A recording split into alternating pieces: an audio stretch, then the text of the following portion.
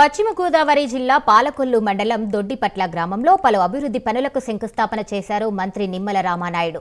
Skill కేసులో CM చంద్రబాబుకు ED clean cheat ఇవ్వడం సంతోషంగా ఉందన్నారు. ఈడీ ఇచ్చిన క్లీన్ చీట్ జగన్ కు చెంపుపెట్టు లాంటిదని ఎద్దేవా చేశారు. ఈడీ క్లీన్ చీట్తో జగన్మోహన్ రెడ్డి కుట్రలు కుతంత్రాలు బట్టబయలయ్యాయని విమర్శించారు. నేరం చేయని పాపానికి చంద్రబాబుని 53 రోజులు జైల్లో నిర్బంధించి జగన్ పైశాచిక ఆనందం పొందాడని మండిపడ్డారు. చంద్రబాబు జోలికి వచ్చి తన గొయ్యి తానే తవ్వుకున్న మూర్ఖుడు జగన్ అని ఘాటు వ్యాఖ్యలు చేశారు. ఆయన పాలన ప్రారంభమైంది. ఎవరైనా నిర్మాణంతో మంచి పనులతో ప్రారంభం చేస్తారు.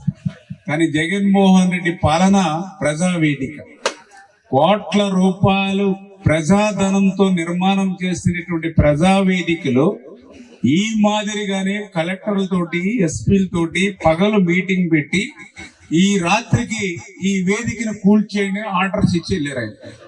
ఆ రోజు రాత్రి ఆ ప్రజావేదికని కూలగొట్టారు. ఆ ప్రజావేదిక కూలగొట్టినటువంటి అవశేషాలు ఇంకా అట్లానే ఉన్నాయి. ఎంత దుర్మార్గమో చూడండి. ఈవేళ మన భారతీయులు మనందరికి కూడా పాము కాటేస్తుందని తెలుసు, మనకి సర్పం విషం ఉంటుందని తెలుసు. కానీ దాన్ని చంపడానికి కూడా కొంతమంది ఇష్టపడరు. ఇంట్లో ఎవరైనా ప్రెగ్నెంట్ ఉంటే అస్సలు ఇష్టపడరు చంపడానికి. అంటే అటువంటి సంస్కృతి, అంటే చేమకు కూడా హాని చేయకుండా ఉండాలని తాపత్రయపడేటువంటి వాళ్ళ మనందరం కూడా.